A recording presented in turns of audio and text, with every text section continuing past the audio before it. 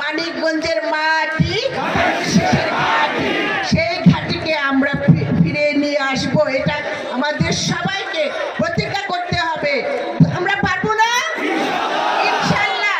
আসুন আমরা সবাই মিলে ঐক্যবদ্ধভাবে সম্মিলিতভাবে ধানের শীষে ভোট দিয়ে মানিকগঞ্জ আবার ধানের শীষ ফিরে নিয়ে আসবো। যে ধানের শীষ ফিরে এসে আমরা আবার উন্নয়নে মানিকগঞ্জ তৈরি করবো। আবার আমার প্রত্যেকটা সন্তানের মুখে হাসি ফুটবে, আমার প্রত্যেকটা সন্তান এই মানিকগঞ্জের দায়িত্ব নেবে। প্রধানমন্ত্রী আমাদের প্রধান অতিথি আপনাকে 12 তারিখে বিপুল ড্যাবের মানিকগঞ্জ জেলা এবং মানিকগঞ্জের উন্নতি কামনা করছে সে আফরোজা খান আপনাকে আগামী 12 তারিখ আমরা সবাই ভোট দিব।